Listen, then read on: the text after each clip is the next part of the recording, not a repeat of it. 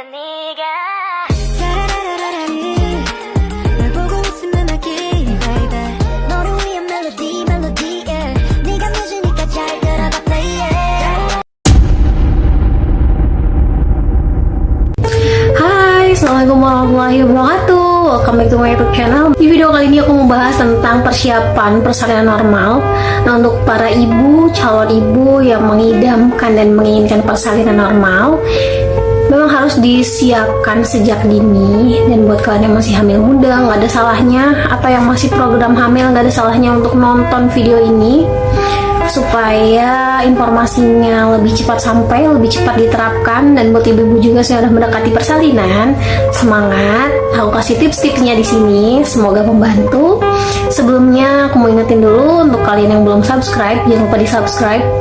Dukung terus channel aku supaya jadi channel kesehatan yang berkembang, dan aku makin semangat untuk upload video-video tentang edukasi dan informasi yang lebih bermanfaat lagi. Oke, kita langsung ke videonya ya. Persalinan normal atau persalinan spontan, sebelumnya kalian harus tahu ya, kalau persalinan normal itu adalah persalinan yang secara spontan tanpa bantuan atau alat apapun yang dapat melukai bayi atau si ibunya. Jadi ya benar-benar dari tenaga atau power si ibu, dan si bayinya itu melewati jalan lahir tanpa ada hambatan apapun. Untuk itu banyak nih hal-hal yang harus kita persiapkan sejak kehamilan dini. Pertama, kalian harus rutin check up atau periksa kehamilan. Karena kalau misalnya nanti tiba-tiba kalian udah hamil besar, taunya posisi bayinya adalah sungsang, itu nggak bisa juga untuk lahir normal karena terlalu beresiko. Jadi harus rajin periksa kehamilan. Karena kadang ada tuh ibu-ibu yang bukan males ya, mungkin karena memang udah adat dan budayanya gitu ya, udahlah nanti aja periksanya, atau kadang enggak periksa hamil sama sekali, entah itu himpitan ekonomi atau memang ya males gitu.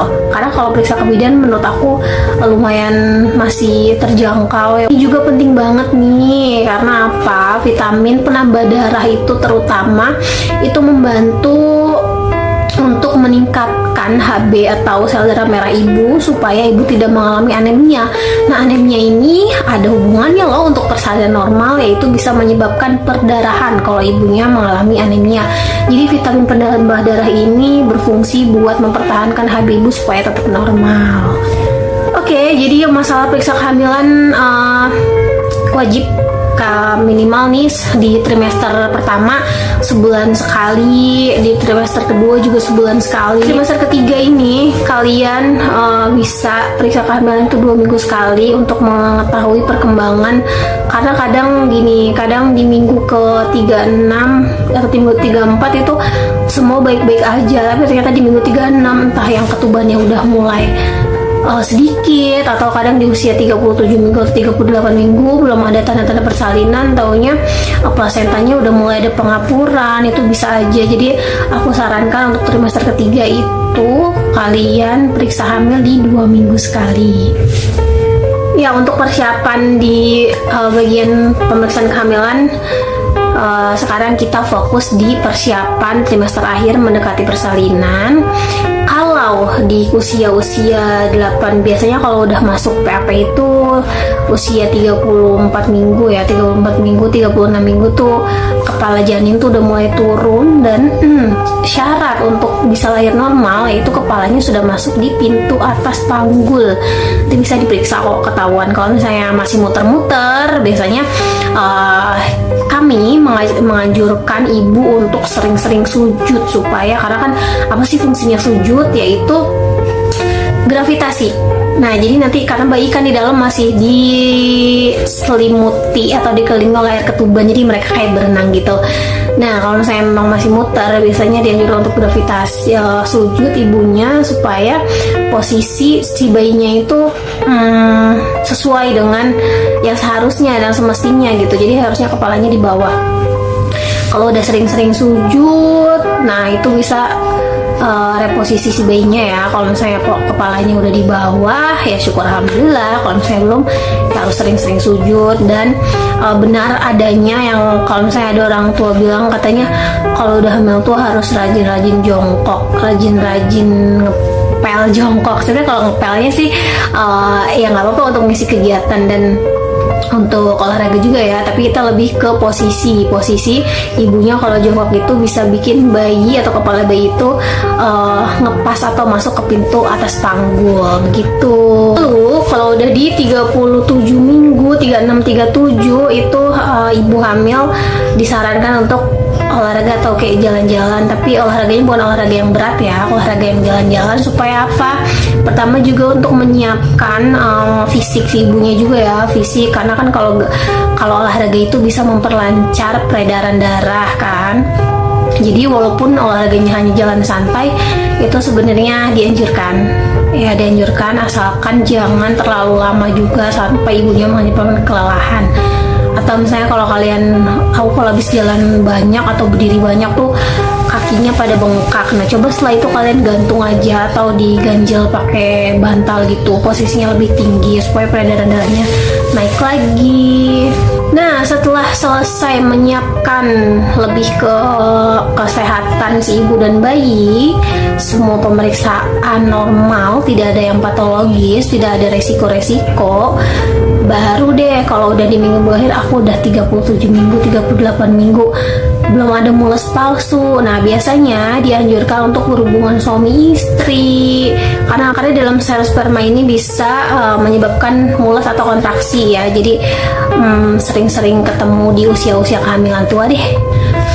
Oke, jadi kalau membahas tentang kontraksi, ada yang namanya kontraksi palsu di usia 8 bulan tuh udah ada namanya kontraksi palsu. Nggak apa-apa, itu normal asalkan frekuensinya masih nggak sering dan nggak ada yang namanya perdarahan gitu. Biasanya hanya kencang-kencang aja sih, itu namanya his palsu dan itu masih batas normal. Setelah menyiapkan kesehatan dan tadi masalah mules ya, karena kalau persalinan normal itu nggak dengan bantuan alat atau obat apapun. Jadi kalau induksi masuknya normal nggak sih? Masuknya nggak normal karena dia dengan bantuan obat-obatan gitu ya, dengan bantuan oksitosin ya untuk merangsang mules ibu. Terus kita lanjut ke persiapan mental. Kalau misalnya ibu atau ini kehamilan anak kedua, otomatis ada kakaknya dong. Nah harus menyiapkan kakaknya, kayak harus dikasih pengertian dari sebelum bayinya lahir dengan cara kasih pemahaman seperti kayak contohnya nanti kakak mau punya adik, harus jagain adiknya, harus ngertiin bundanya kayak gitu-gitu. Jadi mereka tuh emang harus diajak komunikasi juga supaya paham dan justru malah kayak ngedukung ibunya buat ngerawat si adiknya itu. Dan penting banget buat jaga kesehatan mental ibu. Jadi kalau untuk para ayah, calon ayah nih atau suami, kalau misalnya istrinya udah hamil tua mau lahiran, jangan dibuat stres atau depresi. Harus disayang, harus disupport, harus dikasih dukungan, kayak ya sama-sama berjuang sama-sama, karena nggak cuma ibu sama bayinya gitu yang berjuang, tapi sama-sama berjuang. Terus setelah menjaga kesehatan mental, terus siapin tuh kebutuhan dede bayinya, kira-kira apa aja yang dibutuhkan ketika nanti persalinan, dari kebutuhan ibu, bayi, dan kebutuhan setelah melahirkan kira-kira apa aja. So paling itu aja yang bisa aku sampaikan ya. Kalau masalah medisnya bisa konsultasi aja sama bidan atau sama dokter, sama aku juga nggak apa-apa. Kalau kalian mau DM aku di Instagram silakan aja, dengan senang hati pasti aku balas. And then aku ingetin lagi nih buat yang belum subscribe, jangan lupa di subscribe dan di like video aku. Terus jangan lupa juga untuk di share kalau video ini bermanfaat. Sampai ketemu di video selanjutnya, see you.